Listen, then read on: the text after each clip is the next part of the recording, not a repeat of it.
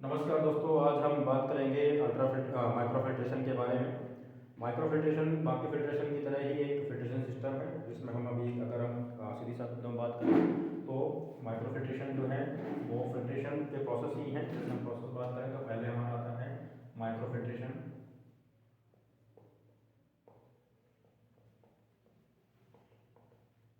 दूसरा आता है अल्ट्राफिल्ट्रेशन,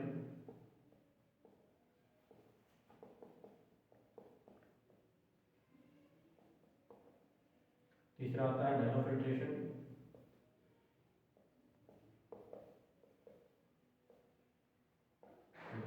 और चौथा आता है रिवर्स ऑस्मोसिस।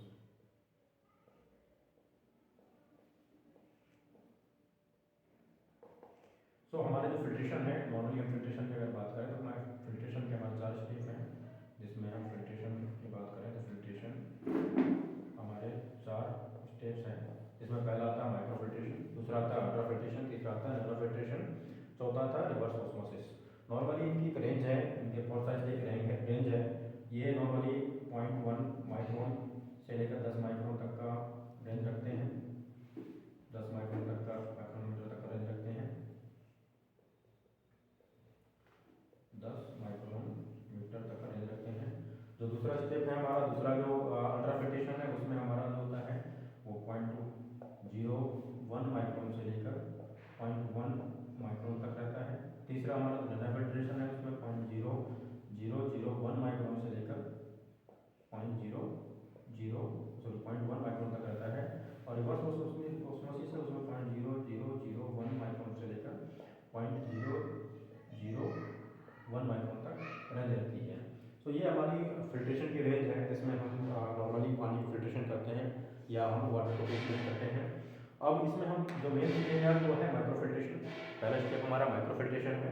माइक्रो फिल्ट्रेशन में हम लोग माइक्रो फिल्टर क्या होते हैं, कार्टेज फिल्टर क्या होते हैं, कैसे काम करते हैं।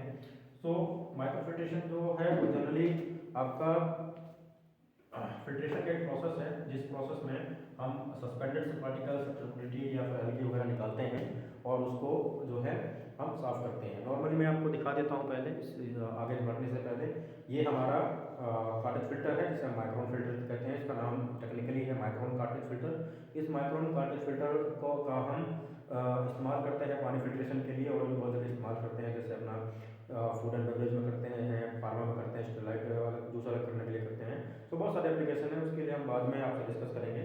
पहले हम इसको समझते हैं। अगर आप इसको देखेंगे तो इसमें आप एक होलो देखेंगे, बाहर एक कॉम्पैक्ट देखेंगे। जनरली ये पीपी का बना होता है, पॉलीप्रोपिलीन होता है, जो एक कॉटन तरह ही होता है।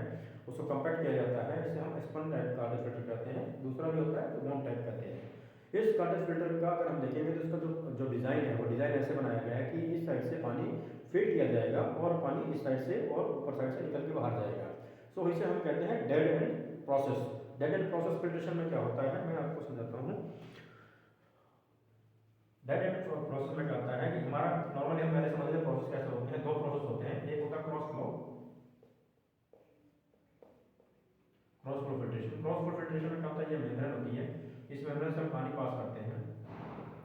कुछ पानी हमारा यहाँ से निकल जाता है, कुछ पानी इधर निकल जाता है, बाकी जो है जो गंदा पानी है, जो वेस्ट वाटर है, ये फीड वाटर हो गया।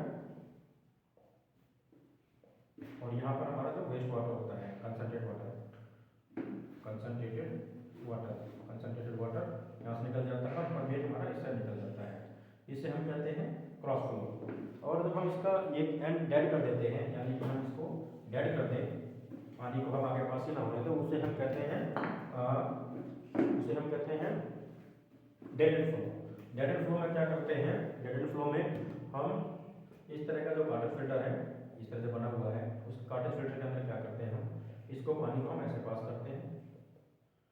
ये कार्टेज फिल्टर हो गया, ये कार्टेज फिल्टर हो गया। हम पानी को उसको ऐसे पास करते हैं चारों तरफ से। उस पानी को पास होने के बाद में यहाँ से पानी निकलकर फिल्ट्रेट निकल जाता है, इसे कहते हैं फिल्ट्रेट।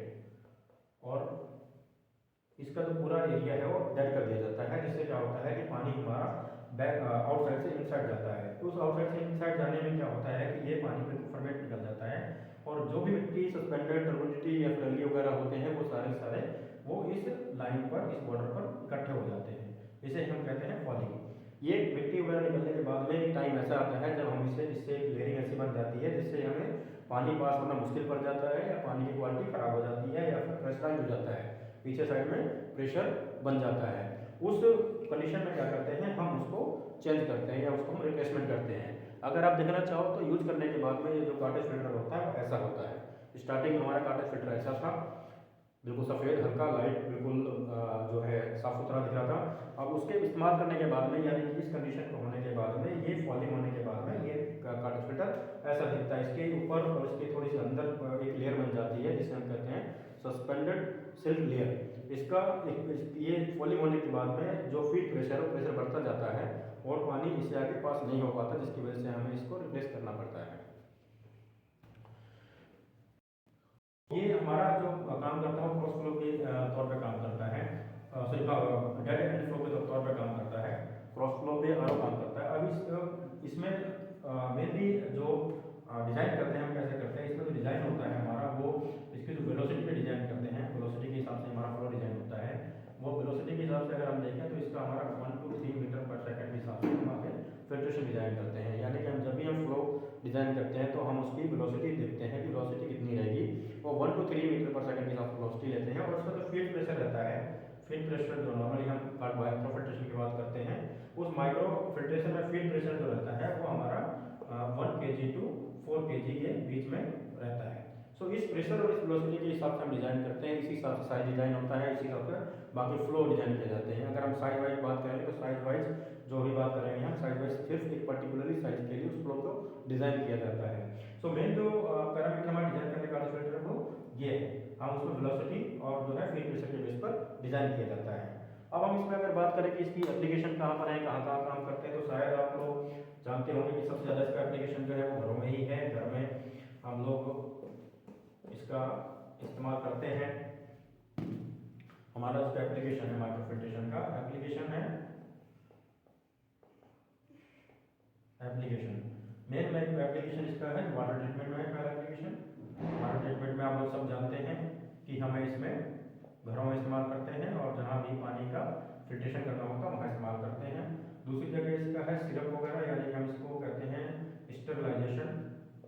स्टरलाइजेशन अगर आप समझेंगे टेक्निकली तो स्टरलाइजेशन का प्रोसेस होता है कि जब हम एक पार्ट से दूसरे पार्ट को सेपरेट कर लेते हैं, उससे एक लिक्विड निकल आता है और जो कंसनट्रेट होता है वो साइड हो जाता है। जैसे हम जूस को फिल्टर करते हैं उसे कहते हैं स्टरलाइजेशन। उससे क्या होता है कि जो बड़े पार्टिकल्स हैं या फिर जो बैक्टीरिया है या एल्गी वगैरह है वो सारा सारा उससे निकल जाता है और वो पानी जो होता है वो जूस के फॉर्म में जो होता है वो फिल्ट्रेट होता है। वो फिल्ट्रेट वाटर फिल्ट्रेट जो होता है वो जूस के लिए हम इस्तेमाल कर सकते हैं। तो जूस वगैरह में जो हम करते हैं ये वाटर के लिए हो गया। तीसरा हमारा जिसमें इस्तेमाल होता है वो है डेयरी। डेयरी के लिए डेयरी में एप्लीकेशन होता है इसका। डेयरी में हम लोग इसमें डेयरी में जो इसका पास्चराइजेशन होता है उसके लिए हम इसको इस्तेमाल करते हैं। पास्चराइजेशन में हम इसके मिल्क को डायरेक्ट के थ्रू ऐसे ही पास कर लेते हैं और एक पानी मिल्क को निकाल लेते हैं और उसका जो हाई प्रोटीन होता है, जो उसके बाकी सस्पेंडेड होते हैं या बड़े पार्टिकल्स होते हैं, उसको हम सेपरेट करते हैं, उसको पास्चराइजेशन में भी इस्तेमाल करता है। सो ये बहुत सारे एप्लीकेशन हैं। अगर आप समझेंगे तो जो माइक्रो फिल्ट्रेशन है ये हमारे वाटर ट्रीटमेंट या फिर जूस इंडस्ट्री या फार्मा इंडस्ट्री या फिर फूड एंड बेवरेज इंडस्ट्री और डेयरी प्रोडक्ट्स में सभी जगह इसका इस्तेमाल किया जाता है। सो ये एक प्रोसेस है माइक्रो फिल्ट्रेशन जिसके लिए हम आज बात कर रहे थे। Thank you very much.